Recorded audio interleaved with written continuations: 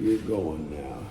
Hello everybody, welcome to the Winter Lakes Wonderful Wolves of Coquille YouTube channel where we are demonstrating excavator cat simulators.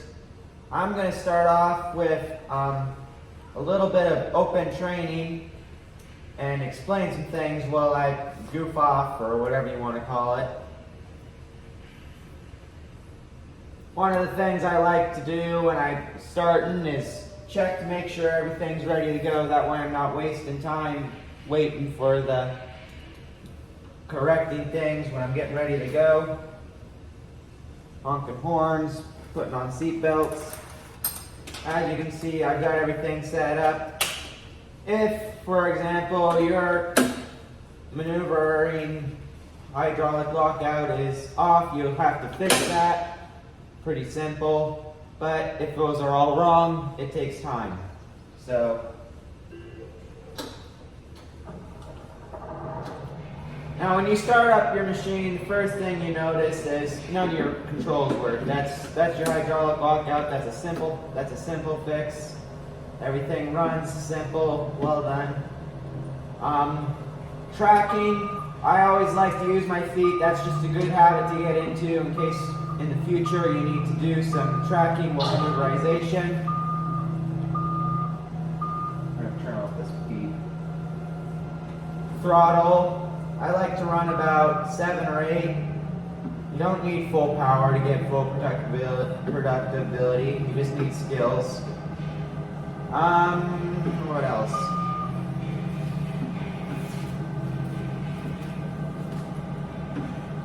When it comes to what are pros and cons to the simulators, I have personally run Excavator in actual machines.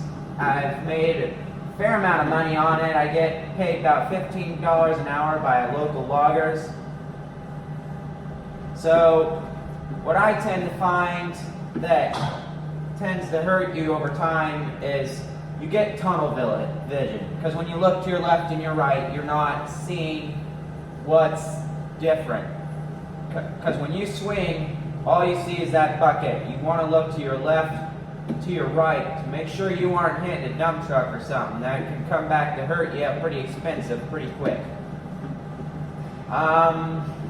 Another thing about this simulator is it doesn't have a thumb, which I tend to have been hurt by generally. On your right controller you have a button and then a under trigger which controls your thumb that you tend to use to grab branches, rocks, etc. What else? Pros, this setup is very strong for controls, learning how to run controls, getting just muscle memorization into your fingers and knowing what to do and when to do it.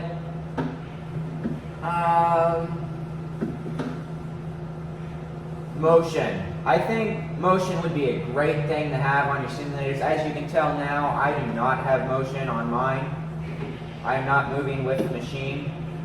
That can, when you get into a real machine, that is a constant factor. It feels very new and different, and it tends to really wear on you as to what you're doing. Other than that, it's a pretty basic setup, swing stuff,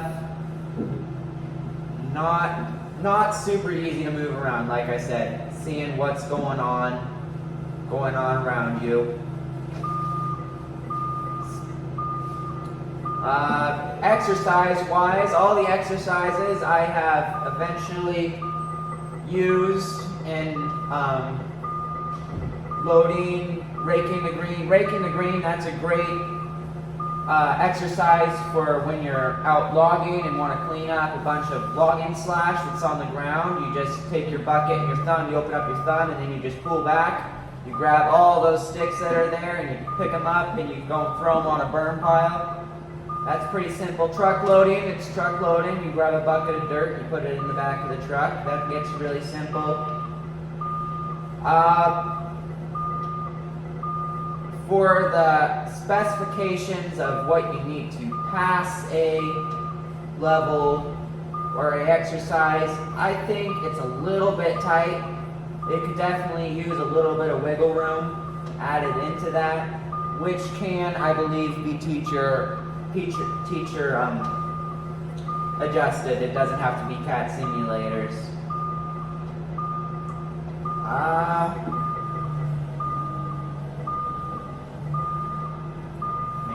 Show them the view from out over the cab. Another thing is a short trick is that you can get your cab view switched with your little mouse over here on your right.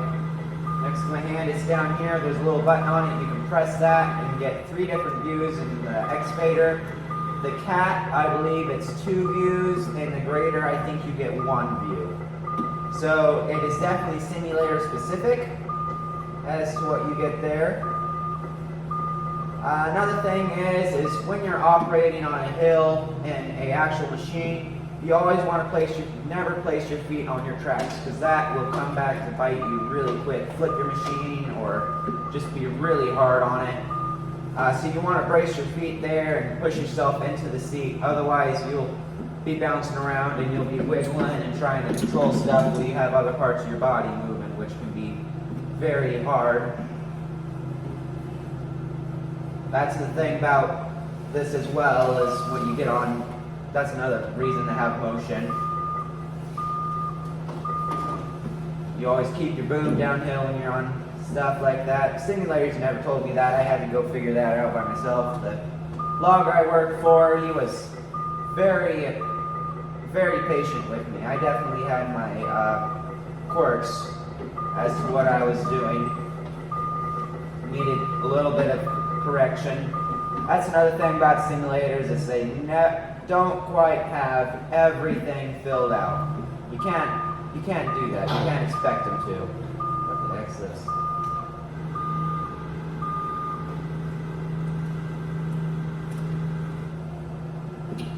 Other than that, I'd love to see y'all like and subscribe.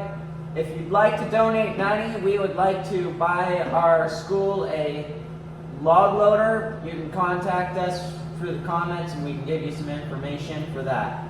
Alright, see you soon.